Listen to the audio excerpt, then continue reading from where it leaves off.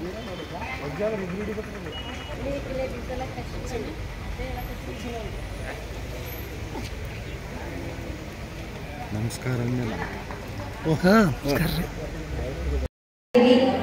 ಈ ಇತ್ತೀಚಿನ ಯಾಂತ್ರೀಕೃತ ಬದುಕಿನಲ್ಲಿ ನಾವು ಆರೋಗ್ಯವನ್ನು ಮರಿತಾ ಇದ್ದೀವಿ ಮತ್ತು ಈಗಾಗಲೇ ಹಿಂದಿನ ಕಾಲದಿಂದಲೂ ನಾವು ಬೆಳೆದಿದ್ದಂತಹ ಸಿರಿಧಾನ್ಯಗಳನ್ನು ಮರೆತಿದ್ದೀವಿ. ಅದನ್ನು ಯಾವ ರೀತಿ ಬೆಳೆಯಬೇಕು, ಅದರ ಉಪಯೋಗವನ್ನು ನಾವು ಯಾವ ರೀತಿ ಪಡ್ಕೋಬೇಕು ಅನ್ನೋ ಒಂದು ಉದ್ದೇಶದಿಂದ ಈ ಸಿರಿಧಾನ್ಯ ಹಬ್ಬ ಮತ್ತು ಸಾವಯವ ಹಬ್ಬವನ್ನು ಹಮ್ಮಿಕೊಂಡಿದ್ದೀವಿ. ಇದು ಮುಖ್ಯವಾಗಿ ನಾವು ಪ್ರಚಾರ ಮಾಡೋಕ್ಕೋಸ್ಕರನೇ ಎಲ್ಲರೂ ನಾವು ಏನಂದ್ರೆ ಆಧುನಿಕ ಒಂದು ಆಹಾರಕ್ಕೆ ಬದ್ಧರಾಗಿದ್ದೀವಿ. ನಾವು ಹಿಂದಿನ ದಿನಗಳಿಂದಲೂ ನಾವು ಸಿರಿಧಾನ್ಯ ರೊಟ್ಟಿ ಆಗಿರ್ಬೋದು, ಸಜ್ಜೆ ರೊಟ್ಟಿ ಆಗಿರ್ಬೋದು, ಪಲಾವ್ ಆಗಿರ್ಬೋದು, ಇವೆಲ್ಲ ನಾವು ಅಕ್ಕಿಗಳನ್ನು ತಿನ್ನಲಿಕ್ಕೆ ಬಳಸ್ತಾ ಇದ್ದೀವಿ. ಆರೋಗ್ಯದ ದೃಷ್ಟಿಯಿಂದ ಈಗಾಗಲೇ ನಮಗೆ ಹಲವಾರು ರೋಗಗಳು ಬರ್ತಾ ಇರೋದ್ರಿಂದ ಈ ಸಿರಿಧಾನ್ಯ ಒಂದು ಮದ್ದು ಅಂತ ಈಗಾಗಲೇ ಪ್ರೂವ್ ಆಗಿದೆ. ಆ ಒಂದು ಪ್ರಚಾರದ ನಿಟ್ಟಿನಲ್ಲಿ ನಾವು ಈ ಹಬ್ಬವನ್ನು ಆಚರಿಸ್ತಾ ಇದ್ದೀವಿ. ನೀವೆಲ್ಲ ಈ ಹಬ್ಬಕ್ಕೆ ಪಾಲ್ಗೊಂಡು ಒಂದು ಮೆರುಗನ್ನು ನೀಡಿದಿರಿ. ನಿಮ್ಮೆಲ್ಲರಿಗೂ ಧನ್ಯವಾದಗಳನ್ನು ತಿಳಿಸುತ್ತಾ ಪಣಿಕಿ ಒಳ್ಳೆಗಳಲ್ಲಿ ಹಾಕಿ ಕುಟ್ಟುವುದರ ಮೂಲಕ ಕಾರ್ಯಕ್ರಮಕ್ಕೆ ಉದ್ಘಾಟನೆ ಚಾಲನೆ ನೀಡಬೇಕಾಗಿ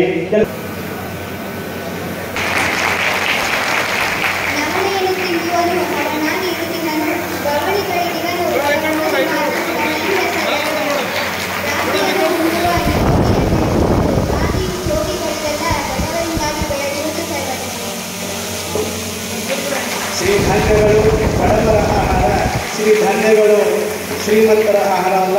ಇದು ಬರಗಾಲದಲ್ಲೂ ಬೆಳೆಯುವಂಥ ಬೆಳೆ. ಈ ಒಂದು ಬೆಳೆಗಳು ನಮ್ಮ ದಿನನಿತ್ಯದ ಚಾಲನೆಯನ್ನು ನೀಡಿರುವಂಥ ಸನ್ಮಾನ್ಯ ಶ್ರೀ ಚೆನ್ನಾರೆಡ್ಡಿಗೌಡ ಪಾಟೀಲ್ ಕುಲ್ಲೂರ್, ಮಾನ್ಯ ಶಾಸಕರು ಯಾದಗಿರಿ ವಿಧಾನಸಭಾ ಕ್ಷೇತ್ರ, ಬಸನಗೌಡ ಮಾಲಿ ಪಾಟೀಲ್ ಮರ್ಕಲ್, ಜಿಲ್ಲಾ ಕೃಷಿಕ ಸಮಾಜದ ಅಧ್ಯಕ್ಷರು, ಮಾನ್ಯ ಜಿಲ್ಲಾಧಿಕಾರಿಗಳು, ಮಾನ್ಯ ಮುಖ್ಯ ಕಾರ್ಯನಿರ್ವಹಣಾಧಿಕಾರಿಗಳು ಹಾಗೂ ನಮ್ಮ ಈ ವಿಶ್ವವಿದ್ಯಾಲಯದ ವಿಸ್ತೃತ ನಿರ್ದೇಶಕರು,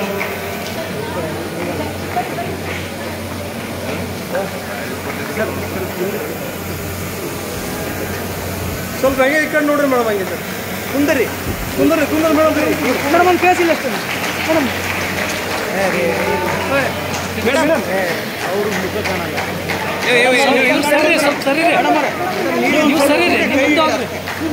ನೀವು ಹಿಂದೆ ಹೋಗ್ರಿ. ಹಿಂದೆ ಹೋಗ್ರಿ ಕುಂದರಿ ಮೇಡಮ್. ನೀವು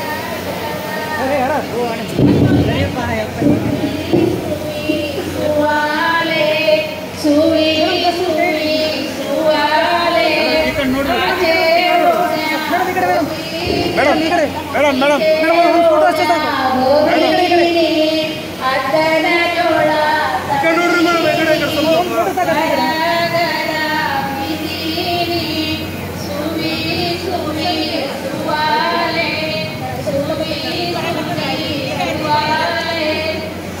ಸಾಕು. ಹಿಟ್ಟ ಬರೋ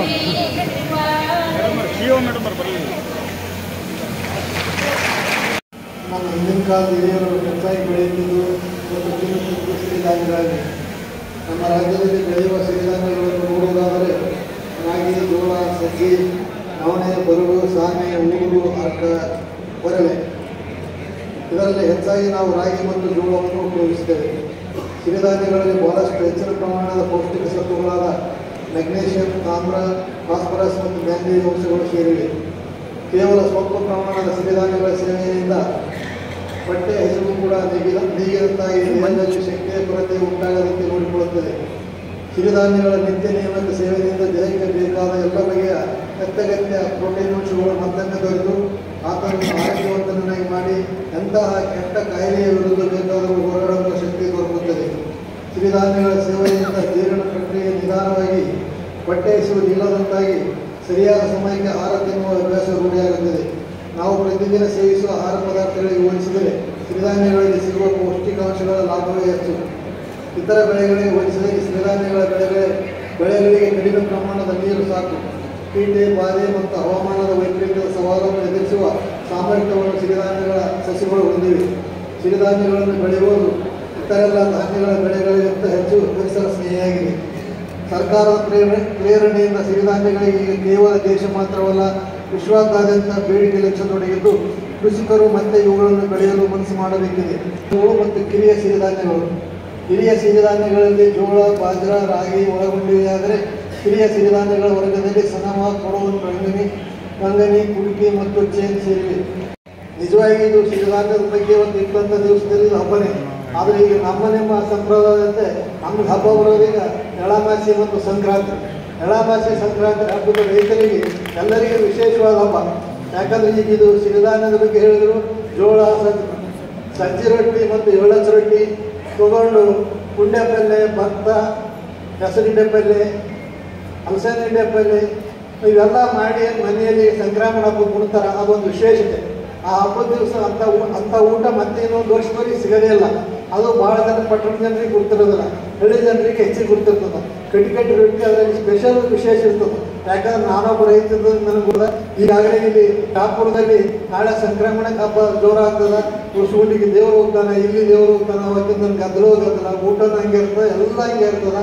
ಅದಕ್ಕೆ ಈಗ ಇವ್ರು ಹೇಳೋದಕ್ಕೆ ಹೆಚ್ಚಿಗೆ ರಾಗಿ ಮತ್ತು ಜೋಳ, ರಾಗಿ ನಮ್ಮ ಕಡೆ ಕಡಿಮೆ ಇದ್ದರೂ ಜೋಳ ಮತ್ತು ಸಜ್ಜಿ ಹೆಚ್ಚಿಗೆ ಊಟ ಮಾಡ್ತಾರೆ. ಸಜ್ಜೆ ರೊಟ್ಟಿ, ಜೋಳದ ರೊಟ್ಟಿ ಅಂದರೆ ವಿಶೇಷ. ಅದಕ್ಕೆ ಸಜ್ಜೆ ರೊಟ್ಟಿ ಮತ್ತು ಜೋಳದ ರೊಟ್ಟಿಯಲ್ಲಿ ಆರೋಗ್ಯ ಹೆಚ್ಚಿಗೆ ಇರ್ತದೆ. ಈಗಾಗಲೇ ಇವೆಲ್ಲ ಜನರು ಈಗ ಇತ್ತೀಚಿನ ಹುಡುಗರು ಎಲ್ಲೇನೋ ಹೋಗಿ ದಾಬಾದಲ್ಲಿ ಅಲ್ಲಿ ಏನೇನೋ ತಿಂದು ಬಂದು ಕೆಲವೊಂದು ರೋಗವನ್ನು ಬೇಗ ಅಂಟಿಸ್ಕೊಳ್ಬಿಡ್ತಾರೆ. ಅದಕ್ಕೆ ಖರ್ಚು ಮಾಡ್ಲಿಕ್ಕೆ ಮುಂದೆ ಪಟ್ಟಣಕ್ಕೆ ಹೋಗಿ ಲಕ್ಷಾಂತರ ರೂಪಾಯಿ ಖರ್ಚು ಮಾಡಬೇಕಾಗ್ತದೆ. ಆದರೆ ಈ ನಮ್ಮ ಸಿರಿಧಾನ್ಯ ನೀವು ಜೋಳ, ರೊಟ್ಟಿ, ಬಾಜ್ರಾ ಅಂದ್ರೆ ಸಜ್ಜಿ ಇಂಥ ಊಟ ಮಾಡೋದ್ರಿಂದ ಎಷ್ಟು ಶಕ್ತಿ ಬರ್ತದೆ. ಹಿಂದಿನ ದಿನದಲ್ಲಿ ರೈತ ಮುಂಜಾನೆ ಎದ್ದು ಹೊರಗೆ ಹೋಗ್ಬೇಕಾದ್ರೆ ಕಟ್ಟಿ ರೊಟ್ಟಿ ಕಟ್ಕೊಂಡು ಹೋಗ್ತದೆ. ಈಗಲೂ ಯಾರಾದರೂ ಬಡವ್ರ ಮನೆಗೆ ರೊಟ್ಟಿ ಕಟ್ಕೊಂಡು ಬುತ್ತಿ ಕಟ್ಕೊಂಡು ಹೋಗ್ತಾರೆ. ಮುಂಜಾನೆ ಹೋಗಿ 9 ಗಂಟೆ ತನಕ ತುಂಬ ಹೊತ್ತಿನ ತನಕ ಗಳೆ ಹೊಡೆದು ಉಂಡು ಮತ್ತೆ 6 ತಾಸು ತನಕ ಗಳೆ ಹೊಡೆದು ಬರ್ತಾರೆ. ಆ ಊಟದಲ್ಲಿ ಮತ್ತು ಅದು ಗಳೆ ಹೊಡೆದ್ರಲ್ಲಿ ಏನು ಶಕ್ತಿ ಇರ್ತದೆ ಅದು ರೈತರಿಗೆ ಗುರ್ತು ಮತ್ತು ಈಗೆಲ್ಲರೂ ದುಡಿಯೋರಿಗೂ ಗುರ್ತದೆ. ಅವರೆಷ್ಟು ಶಕ್ತಿವಂತರಾಗಿರ್ತಾರೆ ಅಂದರೆ ಈಗೆಲ್ಲ ನಾವೆಲ್ಲ ಮಂದಿ ಪಟ್ಟಣದ ಮಂದಿ ಏನಾರ ಮುಂಜಾನೆ ವಾಕಿಂಗು, ಸಂಜೆ ವಾಕಿಂಗ್, ಒಂದೊಂದು ತಾಸು ವಾಕಿಂಗ್ ತಿರುಗಾಡ್ತಾರೆ. ಅದಕ್ಕೆ ಟೈಮ್ ವೇಸ್ಟ್ ಮಾಡ್ತಾರೆ. ಆದರೆ ರೈತ ಮಾತ್ರ ಮುಂಜಾನೆ ಗಳೆಗೆ ಹೋಗಿ ಬಂದರೆ ಅವ್ರಿಗೆ ಯಾವ ವ್ಯಾಯಾಮನೂ ಬೇಕಿಲ್ಲ, ಯಾವ ವಾಕಿಂಗ್ ಹೋಗೋದನ್ನು ಬೇಕಿಲ್ಲ. ಅವ್ರು ಗಳೆ ಹೊಡೆದ ಬಂದಾಗ ವಾಕಿಂಗ್ ಆಗಿರ್ತದೆ, ಅವ್ರಿಗೆ ಯಾವ ರೋಗನೂ ಬರೋದಿಲ್ಲ. ಅದಕ್ಕೆ ಇವೆಲ್ಲ ಪಟ್ಟಣದ ಮಂದಿ ಹೇಳ್ತಾರೆ, ಇವೆಲ್ಲ ಕೋರ್ಸ್ ಬಂದಾಗ ಪ್ರಾಕ್ಟಿಕಲ್ ಆಗಿ ಮಾಡ್ಲಿಕ್ಕೆ ಹೋಗ್ಬೇಕು. ಮೊದಲೆಲ್ಲ ಜನ ದೇಶದ್ದೆಲ್ಲ ಪಟ್ಟಣಕ್ಕೆ ಹೋಗಿ ಅದೆಲ್ಲ ಏನೇನೋ ಕಲಿತು ಬಂದಿದ್ರು. ಈಗ ಮತ್ತೆ ವಾಪಸ್ ಪಟ್ಟಣದ ಜನ ಮತ್ತು ಓದಿದವರು, ಅಗ್ರಿಕಲ್ಚರ್ ಓದಿದವರು ಸಹಿತ ಹಳ್ಳಿಗಳಿಗೆ ಬಂದು ಚೆನ್ನಾಗಿ ಸ್ಟಡಿ ಮಾಡಿ 1 ಎಕರೆಯಲ್ಲಿ ಲಕ್ಷಾನುಗಟ್ಟಲೆ ಲಾಭ ತಗೊಳ್ಳೋಂಥ ವಿಚಾರ ಮಾಡ್ಲಿಕ್ಕಿರ್ತಾರೆ.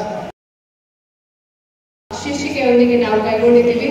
ಸೊ ನಮ್ಮೆಲ್ಲರಿಗೂ ಗೊತ್ತಿರುವಂಥದ್ದೇ, ನಾವೀಗ ಹೊಸ ಪೀಳಿಗೆಗಳು ಅಥವಾ ಈಗಿರುವ ಪೀಳಿಗೆಗಳು ಏನಾದ್ರೂ ಫುಡ್ ಅಥವಾ ಫುಡ್ ಪ್ರಾಡಕ್ಟ್ ಬಳಸಬೇಕಂದ್ರೆ ಅದರಲ್ಲಿ ಕ್ಯಾಲರಿ ಕಂಟೆಂಟ್, ನ್ಯೂಟ್ರಿಷನ್ ಕಂಟೆಂಟ್ ಎಲ್ಲ ನೋಡಿರ್ತೀವಿ.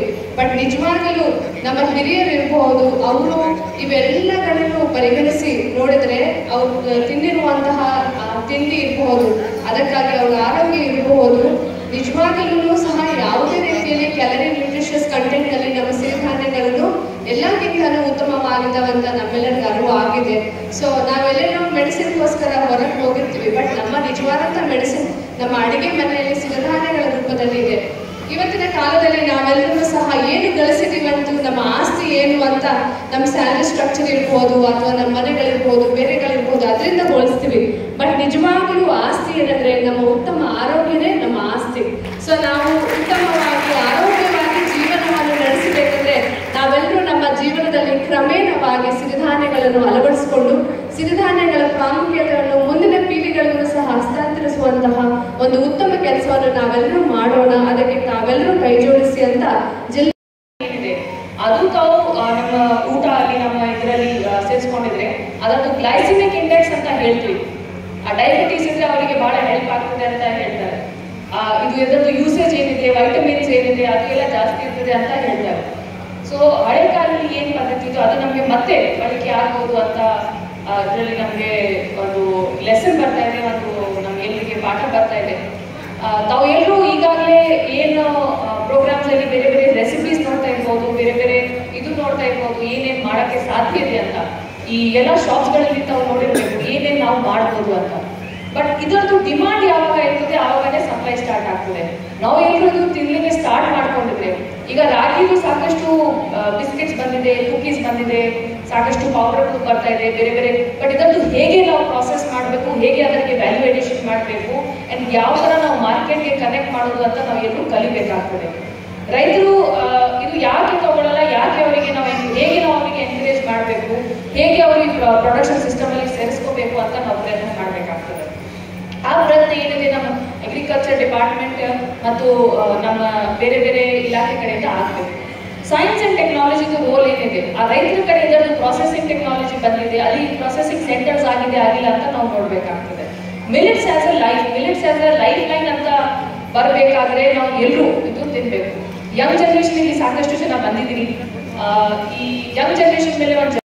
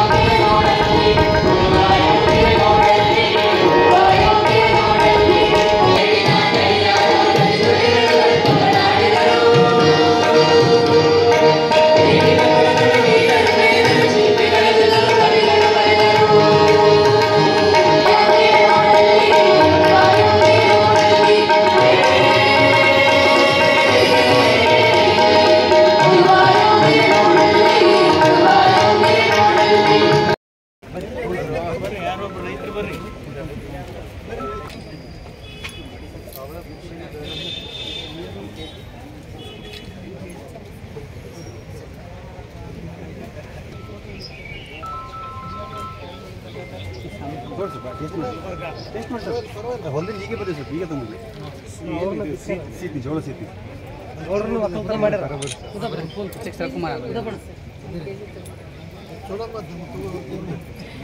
ಬರ್ರಿ ಯಾರು ಟೇಸ್ಟ್ ನೋಡಿ ಸರ್, ಬರ್ರಿ ರೈತರು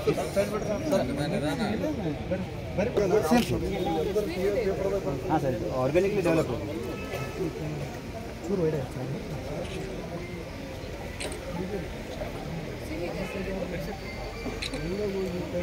ಒಂದು 20 ರೈತರು ಬರ್ರಪ್ಪ, ಯಾರು ಹೊಲದಾಗಿಲ್ಲ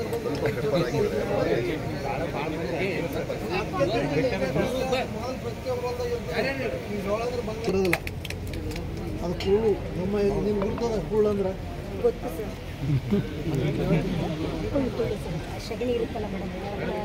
ಕೂಡ್ಲಾಗ ಚೆನ್ನಾಗಮ್ಮ, ಅದಕ್ಕೆ ಜಲ್ದಿ ಬೆಂಕಿ ಎತ್ಕೊಂತ ಇಲ್ಲಾಂದ್ರೆ ಕಣ್ಣೆಲ್ಲ ಹೋಗ್ತದೆ, ಹುಳಿಗೆ ಜಾಸ್ತಿ ಜಲ್ದಿ ಉರುತ್ತದೆ.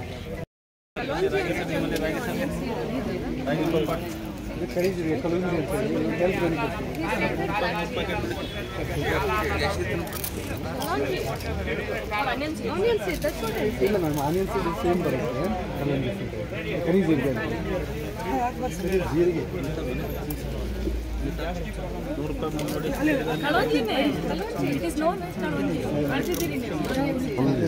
ಅದು ಎರಡಕ್ಕೂ ಕಲಂಜಿ ಅಂತಾರೆ, ಆನಿಯನ್ ಸೀರಿಗೆ ಜೀರಿಗೆ ಅಂತ.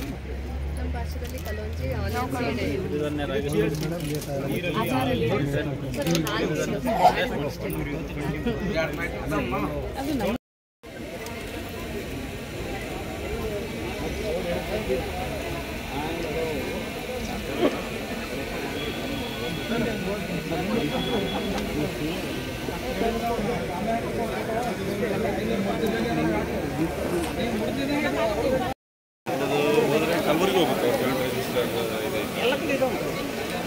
ಜಿಲ್ಲೆಗೆ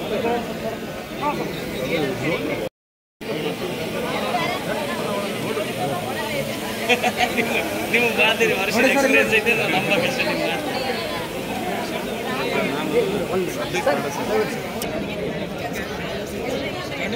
ಇಲ್ಲಿ ನೋಡ್ರಿ ಸರ್.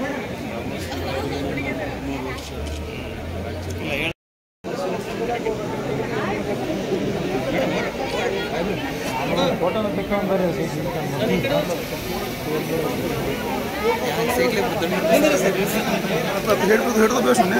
ಸರ್ ಈ ಕಡೆ ನೋಡ್ರಿ ಸರ್ ಈ ಕಡೆ ಮೇಡಮ್ ಈ ಕಡೆ ನೋಡ್ರಿ.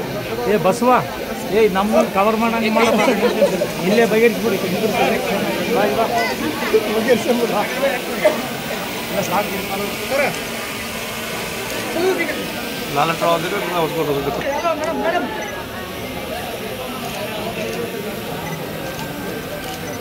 लारा देख दे को मेरे